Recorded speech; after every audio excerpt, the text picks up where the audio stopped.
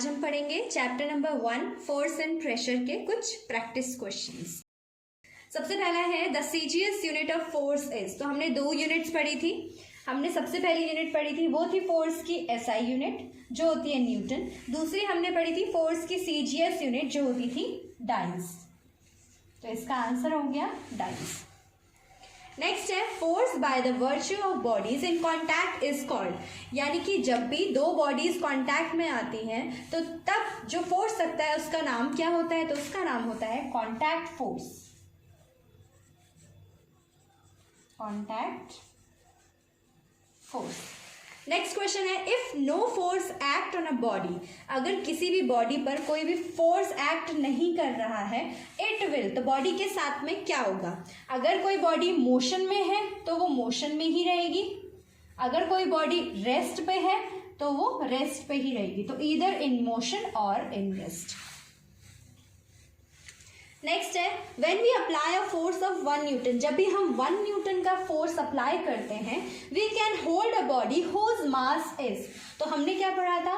Force is equals to होता है हमारा मास इनटू एक्सेलरेशन। जहां पे फोर्स होता है हमारा 1 न्यूटन और मास होता है हमारा 1 kg और एक्सेलरेशन होता है हमारा 1 मीटर पर सेकेंड स्क्वायर। यहाँ पे जब भी हम 1 न्यूटन का फोर्स अप्लाई करते हैं तो वो किस पे करते हैं? 1 kg ऑफ मास पे करते हैं। तो इसका आंसर हो जाएगा हमारा 1 kg।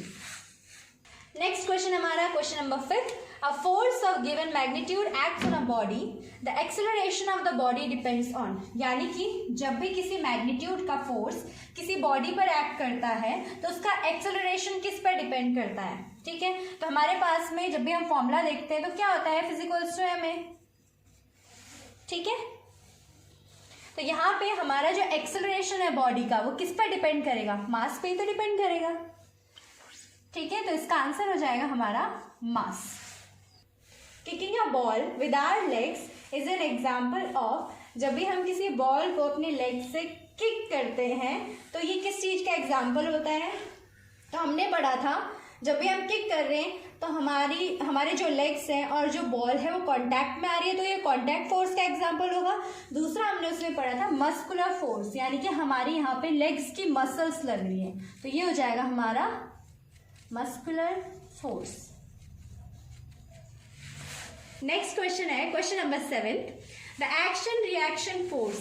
तो एक्शन रिएक्शन फोर्स होती क्या? नाम से पता लग रहा है कि हम क्या करेंगे, हम कोई भी एक्शन करते हैं और कोई बॉडी हमें रिएक्शन देती है, तो ये वो फोर्स होता है जो भी 2 बॉडीज के बीच में लगता है। तो आपके ऑप्शंस भी ऐसे रहेंगे कि एक्शन रिएक्शन फोर्स किसी एक बॉडी पे लगता है या 2 बॉडी पे लगता है। तो आपका आंसर हो जाएगा एक्ट्स ऑन 2 बॉडीज या 2 डिफरेंट बॉडीज। ठीक है, नेक्स्ट है हमारा क्वेश्चन नंबर 8।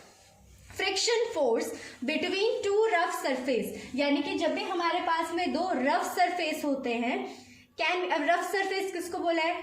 जो बहुत ही ज्यादा ऊबड़ खाबड़ होते हैं।